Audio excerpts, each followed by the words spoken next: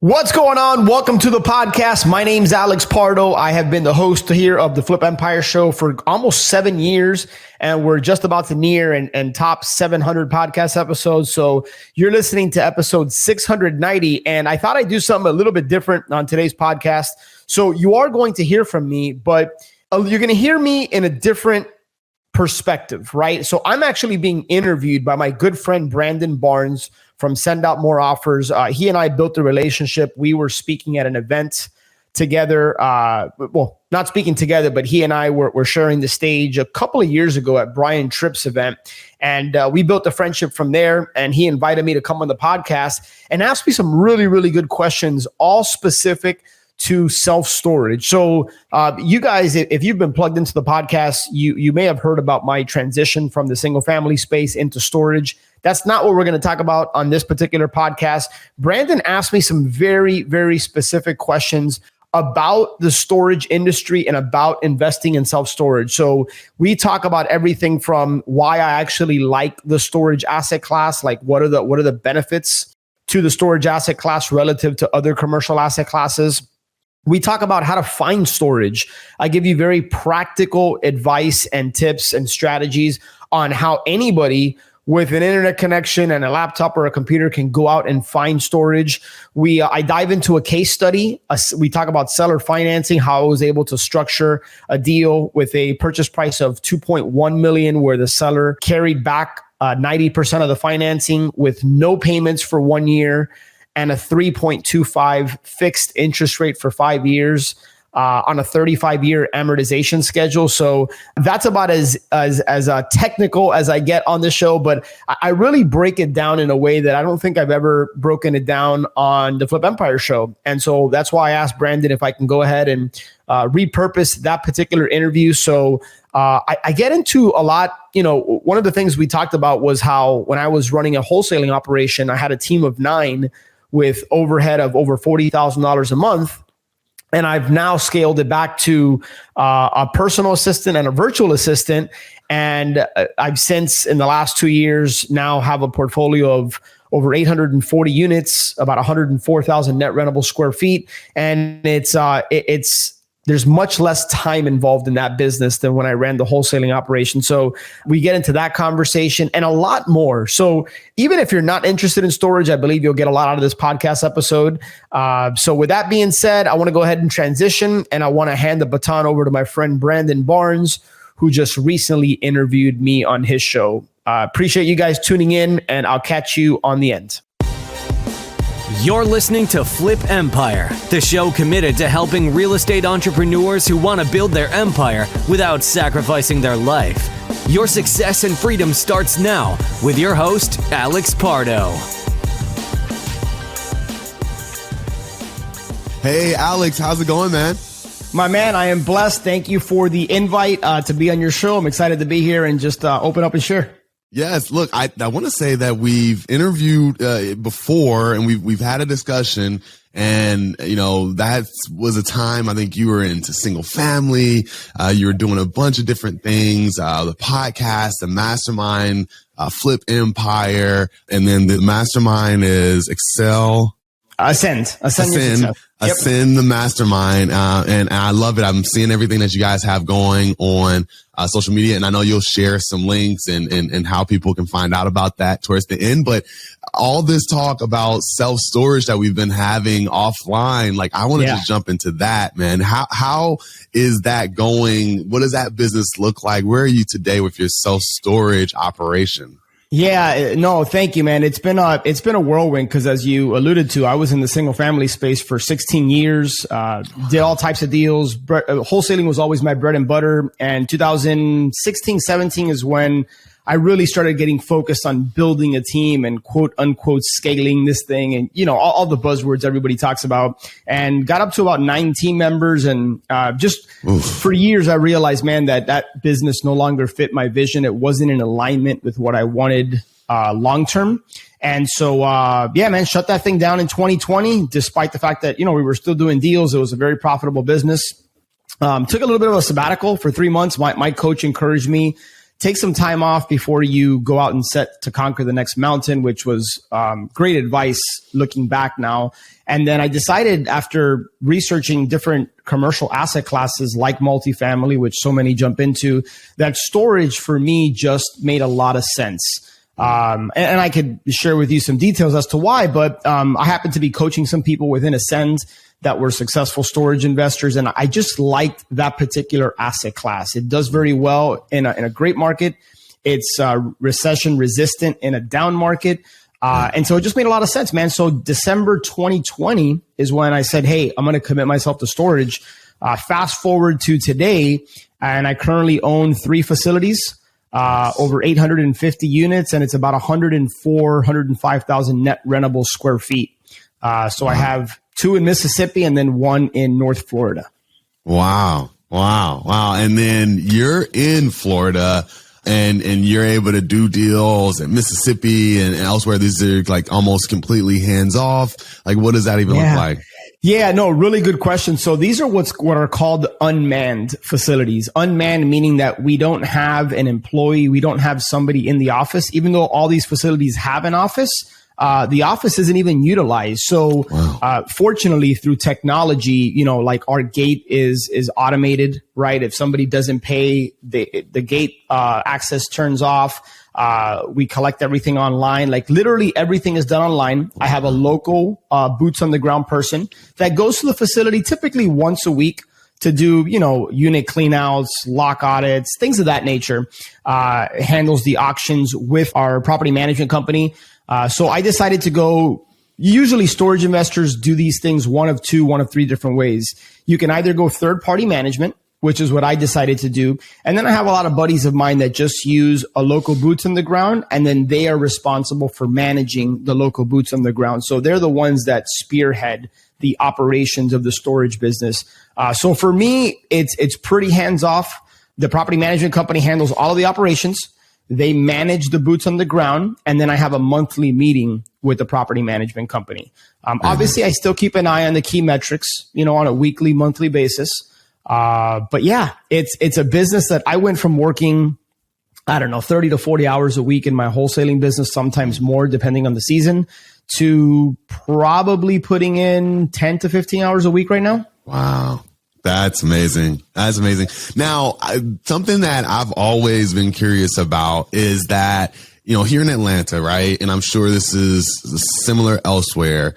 Like we've been seeing so many new self-storage facilities opening up. And I'm like, hey, like where's all the stuff coming from? Like, is there not going to be some point where it's oversaturated, where there's too many facilities and not enough people utilizing them? Like what's going on and just generally in the market as you see it? Why are all these facilities popping up left and right around the different cities? There's a couple different ways I can answer that. Number one, let me start by saying that no, it is not oversaturated. There's plenty of opportunity for everybody out there. And I don't have the exact numbers, but I want to say a good probably 70 to 80%, if not more, of the storage owners out there are mom and pop run. I know for sure it's over 50%, right? So when you think of like the public storages of the world, the Extra Space, CubeSmart, those are typically run by REITs. Right. Those are big REITs with deep pockets. Those are not the types of storage facilities that I'm targeting. I'm targeting mom and pop run operator facilities in secondary or tertiary markets that haven't raised rents in years. They don't have, in some cases, they don't have a website. They don't have any marketing in place. They don't have any automations or systems. And so those are the types of facilities that we're looking for. I'm not out there trying to buy public storage. Okay. On the flip side, the cool thing is that if you accumulate, in fact, we just had Extra Space was interested in our Mississippi portfolio.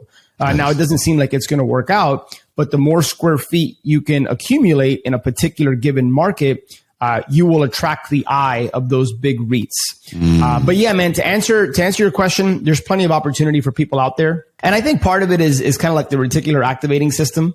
Storage is a very popular, hot asset class. And now that people are hearing more about it, you're going to start to notice facilities. But yeah, man, it's great because here in Miami, a lot of the facilities are run by these big REITs. And so I chose to go outside of my market. And again, because these are unmanned facilities and all of them is run by third-party management, a local boots on the ground, and then they're unmanned facilities that leverage technology, I don't need to be there. I don't need to see the facilities. I don't need to go there often. It's a pretty cool business. Yeah. And would you say though, then, just to kind of put a bow on that my question is, do you think that the demand is increasing for self-storage, like 100%. In these larger cities? Yeah. I think the demand, look, granted, when we talk about the specifics of markets and economies, like you have to drill down deep. Storage is a very localized thing. So I like to look and assess a market within a 5-mile radius of where a facility is located. I generally don't look at a particular state. Now there's states that I like to target. Like I'm focused on the Southeast, right? Mm-hmm. Florida, Mississippi, Tennessee, the Carolinas. Like I'm focused on the Southeast. Georgia. Oh, hey, there you go. Yeah. And you and I will probably be talking, man. I'm sure we'll connect on something. Right. But yeah, so I like to look and drill down into a 5-mile radius. And there's something called the supply index or the square foot per capita, which is basically what is the population relative to the amount of rentable storage that there is in that given market. Generally speaking, as a rule of thumb, you want the supply index to be under 7, under 8. I know plenty of friends and storage operators that have bought facilities where the supply index is much higher. So that's certainly not the only indicator you look at, but it's something to keep an eye on. But yeah, man, I think generally speaking, e-commerce has exploded. I don't think that's going away anytime soon. People continue to accumulate things. Right. In a down market, people downsize and then they rent storage because they don't want to get rid of their crap. In a great market, people are buying even more stuff. They still need storage. And what I really, really like about storage is that, most of the times these people are paying anywhere between, $50 to $400 a month. For many people, it's not paying. The disconnect is very hard, right? Like think about what it would take for you to move your contents out of a 10 by 20 or a 10 by 30. It's not a decision that's just made and in an hour you're done. And so people sometimes just pay the $100, $200, $300 a month. And in most of my facilities, I've had customers that have been with us for years, like even with the previous seller, and they stick with it. So there's a lot of benefits and a lot of pros to this particular asset class. Yeah. And just generally speaking, and why I've felt comfortable and confident in the real estate market and wholesaling, an up or down economy is there's just also the demographics of it all, right? The baby boomers and, that generation that still has another 10 years probably of retiring and, moving into assisted living communities, et cetera. So there's still this runway that we have of, folks needing to relocate, whether that's a wholesale deal where you can come in and update the home and get it ready for a new family, or, they're, transitioning their stuff into storage and then moving on. So, I'm sure there's great opportunity, everywhere you can look. But let's get into the details because, I really like to break things down and get to the nuts and bolts of things and, help people understand like, hey, if they want to go out and do this, here's the steps that they would take. And I know we were speaking in the green room about kind of what did your team look like? You had a massive team for single family and wholesaling. And I think you went down to just you and an assistant got this going in 2020. Yeah, well, when I first decided to get into storage, I had a VA, and honestly, I was giving that VA maybe a handful of hours of work. And so when I decided to transition into storage, I didn't even really get the VA involved much in storage. So it was me probably for the first 3 months. And then I started to get my virtual assistant and my actual personal assistant involved more in the business. And to this day, those are the only 3 people I have involved in storage. Now, I will say 2 of the 3 facilities I own, I have equity partners in, and then 1 I own by myself, the one that I closed just a few months ago. Yeah, but yeah, man, I don't need an acquisitions person. I don't need a lead manager. I don't need a dispositions person or a transaction coordinator. All these different positions that I filled within my wholesaling operation, I don't need because I'm not trying to go out there and do 5 storage deals a month, right? In fact, I don't know anybody doing 5 storage deals a month, right? Like I'm looking to do 1, maybe 2 solid deals every year. Nice. And then wholesale the ones that don't fit my specific criteria. I have certain boxes that I'm looking to check. And if in the course of my marketing, I come across opportunities that don't work for me, then yes, I'll wholesale those. In fact, my very first deal, I wholesaled because it didn't fit my criteria. And to this day, I still own 5% equity in that particular facility, which is a small amount, but I don't do anything for that. What did that fee look like on that one? Yeah. So, it was actually a buddy of mine. Like I just finished speaking at a storage insiders event, a couple of weeks ago, and it was all about, how to raise the most valuable capital to grow your life and business. And it's all about relationship capital. So, all 4 deals I've been involved in, dude, have all been as a result of relationships with people. So if people listening, can just get that and take that one little nugget out of this show, I think they'll be better off for it. Is I believe in my heart of hearts, relationship capital is the most valuable currency. Focus on giving, contributing, and building relationship capital. But as a result of a relationship I had with a good buddy of mine, he brought me into a deal that he pitched to me. And I shared with him, I went through the whole underwriting process and told him, dude, this one's not going to work for me for XYZ, but please keep me in mind for the next one. I said, what are you going to do with this thing? This guy's not a wholesaler. In fact, this buddy of mine today owns 9 facilities. He's never wholesaled anything in his life. And he said, oh man, I'll just let it go. I go, man, this isn't a deal for me, but this is definitely a deal for someone. Why don't you wholesale it? So he brought me in to kind of show him the ropes there. And then he also brought in another buddy who ended up bringing the buyer. And the 3 of us split a $90,000 wholesale fee. And we each retained 5% equity in the project. Oh, wow. That is amazing. I love it. So just to kind of get a feel, and I'll jump out there and then we'll kind of rewind. You went in and you said, hey, I'm going to start doing this for the first 3 months. Like, what did that look like? Was it literally you're on a dialer, you're calling, nonstop? Like, how intense was it for you to take this on as, typically you've been in the CEO seat, right? How intense was it for you to kind of get in that acquisition seat, and what did that look like? Man, I want to be very, very transparent with you that I think I got a little bit too cocky, and too overly confident, if I can share, because when I transitioned, I had come off of what I consider to be a pretty successful wholesaling operation. And I've done a lot of deals throughout the years. And I'm like, man, this storage thing, like I'll be able to pick this up pretty quickly. And the first 3 months, I wasn't putting in enough time and doing the right types of activities. I had bought a list on dataaxle.com, which I believe used to be Info USA. I bought a list. I gave them my criteria. Hey, this is what I'm looking for. I ended up buying a list. I sent a direct mail campaign. It was probably a couple thousand mailers I sent out. I want to say I got, less than 8 or 9 calls, right? So it wasn't phenomenal. And I think only one of those ended up being somebody who was open to selling. Long story short, that direct mail campaign was kind of a flop. It didn't yield any fruit. And then I just started cold calling. So I would pick, for example, I'd jump on and I'd say, on Google, I'd say, give me all the cities in Florida that have a population between 10,000 and 60,000 people. And so that would bring up a list of all the cities in Florida. And then I would literally start with a city, pick any city. And then I would go to Google Maps and then put in the name of that city, Florida self-storage. And then it would bring up all the storage facilities in that particular market. Then I would just look at all the facilities that did not have a website and or had really, really bad Google reviews. I would start by cold calling them. So to this day, Brandon, my 2 favorite lead sources for storage are relationships, which I just alluded to, and cold calling. And I can tell you, brother, that cold calling storage owners, to me, is so much easier than dealing with single family, dealing with owners of single family.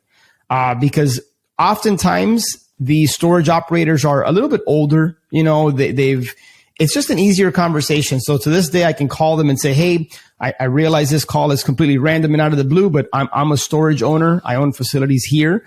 And I came across your facility online. I think it's really, really nice. I wanted to reach out and see if you might have any interest or if you would consider selling your facility. That is literally like my script. There's nothing sexy or fancy about it. I try to come across very down to earth. I'm just myself. And sometimes you'll have owners that just, are kind of rude, but that's the minority, man. Most of the time they'll tell you right out, they're interested or they're not interested. And then it's easy to transition into that conversation as to what that looks like. But yeah, man, cold calling, that's literally what I do. I jump on Google. I have an assistant that does Google driving for dollars.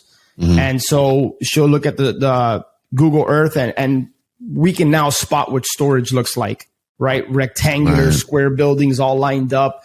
And that's a really good way to find storage. So, yeah, man, it's nothing, nothing too sexy and it's nothing too, elaborate. It's really for me, cold calling, sprinkled in with some direct mail and then just building relationships with people is how I've accumulated the portfolio I have so far. Very cool. So, let's play through this. You've cold called, you've spoken with an owner. They say, yeah, I have some interest. All right. What's next? Like, as far as kind of the underwriting, are you trying to, set up an appointment?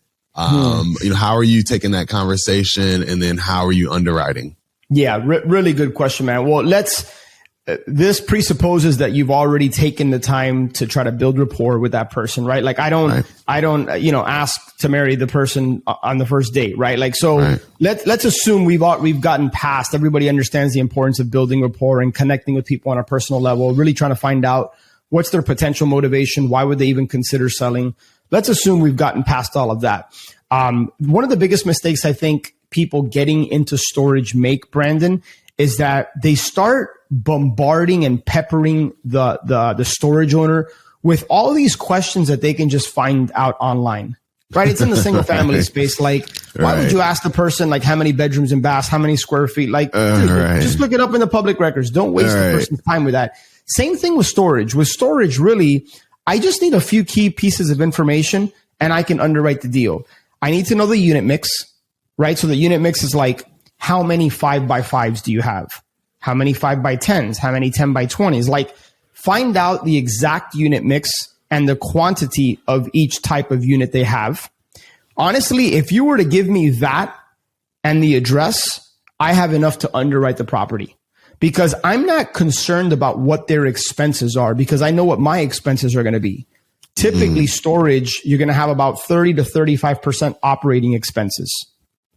Now, if you juxtapose that to like multifamily, which is obviously a very popular asset class, the operating expenses in multifamily are much higher. You're talking about 45 to 55%, right?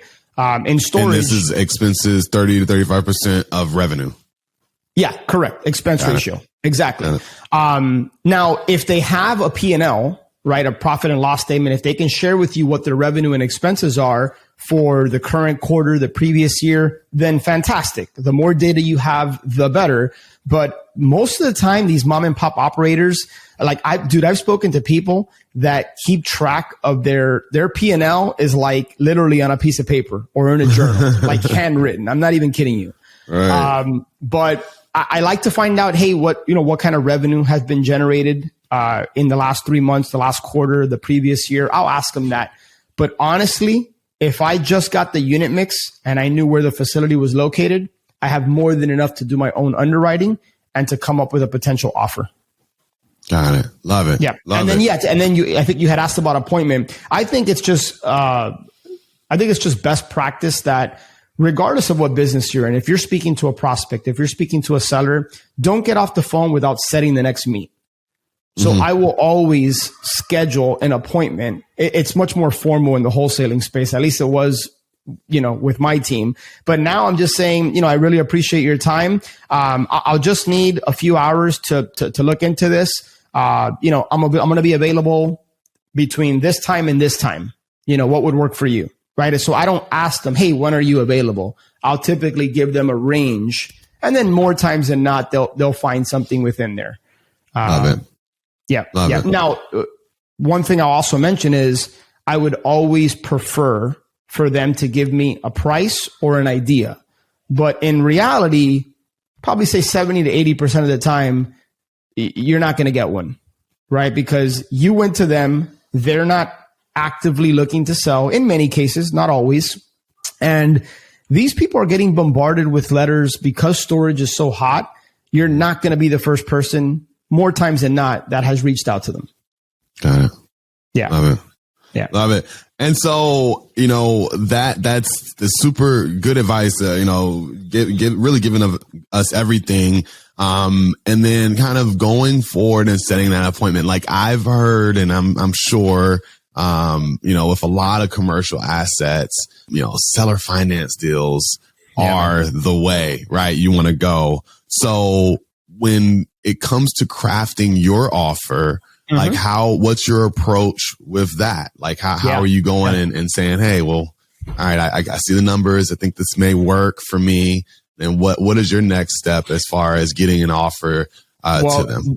Do you mind, Brandon, if I just kind of share like a mini case study? Because one of the three... That'll be great. One of the three deals that I own was structured all by seller financing. So one of the guys in our Ascend Mastermind, who's become a really good friend, reached out to me. This was probably June, July of last year, of 2022. And he had literally 4,000 plus mailers sitting in a box. He was going to be traveling. He had just bought a facility. He has a single family business. Like he was very busy, and we were on a coaching call, and he was just going to let those things sit there. And I encouraged him, like, send it out, right? Because there's deals in there. I'm certain there's deals in there. He didn't want to do it. He was reluctant. And he asked me, he said, man, if I send these out, would you be willing to take the calls? And I said, yeah, man, of course. 4,000 mailers, you're only going to get but so many calls. Long story short, one of the calls that came in was a gentleman who's an attorney in Ohio. And he and his family owned a facility in North Florida. I won't tell the exact city because it's a really, really small market, but let's just say the average medium income in this market is well over $100,000. Like it's not your typical market. It's a very, like, people go there to vacation, just phenomenal area. Nice. And they've owned it for about 16 to 20 years, roughly. They have never done rent raises. It's about 24,000 square foot facility. And yeah, man, so I built rapport with the guy. I always ask if they would consider being the bank. I said, if I could get you your price, would you have any interest in being the bank? More times than not, they're going to ask, well, what does that mean? This guy was an attorney, so he knew what time it was. Right. And he says, well, I'm looking for 2.2 was his ask. And it says, if I could get that, I'd do seller financing. So in this particular case, I didn't really have to walk him through what that looked like. But if you do find yourself in a position where you have to explain seller financing, try to keep it as basic and simple as possible. Don't use words like, well, you're going to carry the note. And like more times than not, people are not going to understand what that means. Just explain to them, well, you're the bank. You know how when you go buy a property, you get a mortgage and then you make your monthly payments to the bank. This would be the reverse. You would be the bank and we would send you monthly payments. And so I just try to break that down for them as to what that looks like. And I explain to them some of the benefits of what that looks like.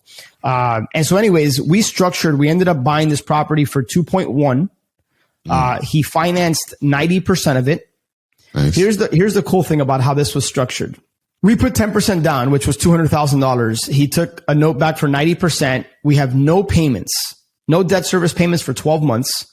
Nice. And then it's a 5-year balloon at 3.25% fixed interest. And then here's where it gets even better. Amortized over 35 years. So what does that do? That reduces our debt service payments, which hence creates more cash flow. So we are 6-7 months into this note where we have no payments. Right. So our cash flow has exploded in year one. And it's a deal so we bought it for 2.1. I just talked to a broker about it, and it would hit the market today for about 3 to 3.1. When we get to 85% occupancy, it's going to be worth around $4 million. Oh my goodness. Yeah. So that's amazing. That's money today, money going forward, and then a pot of gold at the end. Yeah, man, it's healthy cash flow. So today we cash flow roughly between $5,000 and $6,000 a month. So cash flow, like after operating expenses, et cetera. Once the debt service payments kick in and we get to 85% occupancy, we should be cash flowing close to $9,000 a month, which I split with my partner. So when I think about, I still have some rentals in Ohio, right? When I think about how many rentals would I have to own to cash flow just myself between $4,000 and $5,000 a month, like clean. Right. It's a lot of properties. Right. A lot of properties. I got 30, 40, 50 different tax bills. I got all these insurance. With storage, man, it's all under one roof. It's a very sticky business, and it's pretty simple to own and operate. It's not that complicated.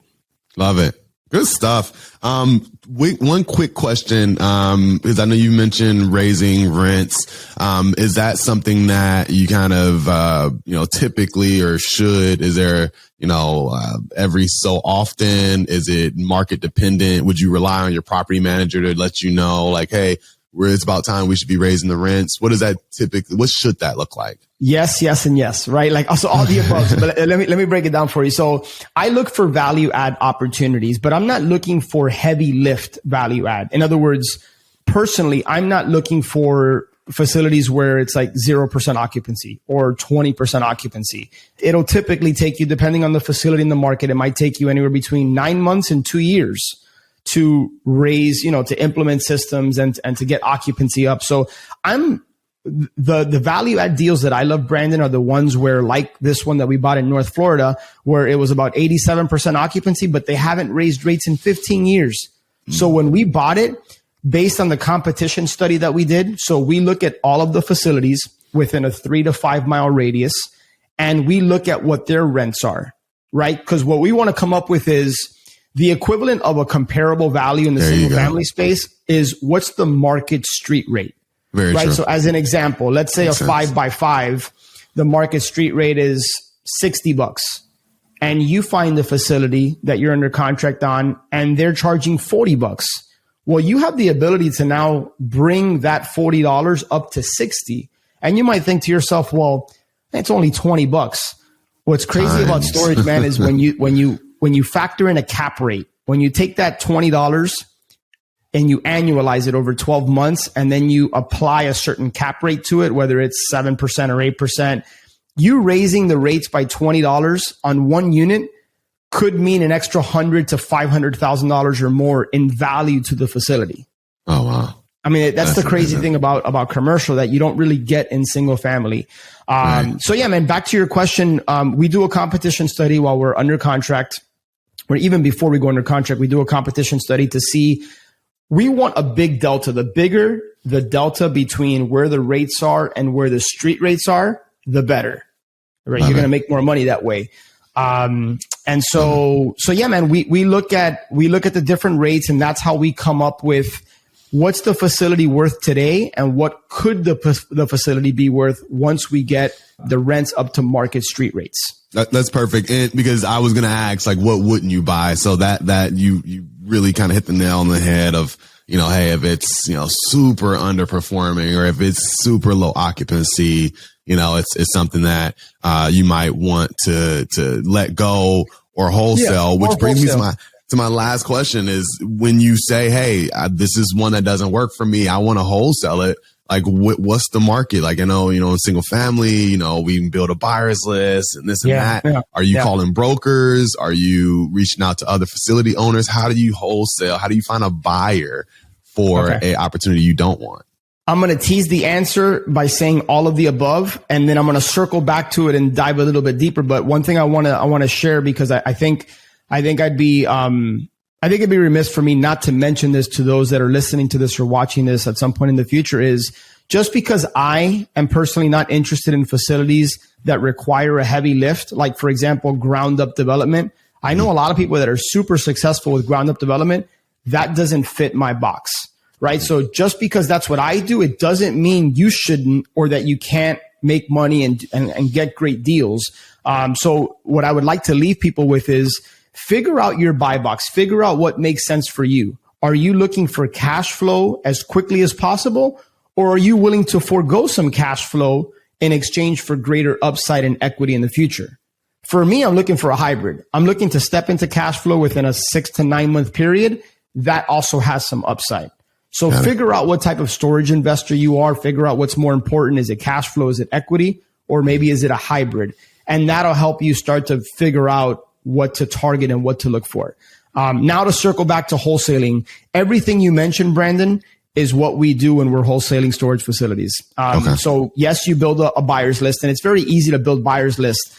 There's storage Facebook groups out there that if you post a deal, you're probably going to have 30, 40, 50 people drop their email. Right. And I've heard of people doing this. You can get a VA to go scour these storage Facebook groups and just say, hey, anytime you see a deal posted, look at the comments, start adding those people to a buyer's list. And then maybe you can send them an email, BCC them and say, hey, I'm a storage owner operator.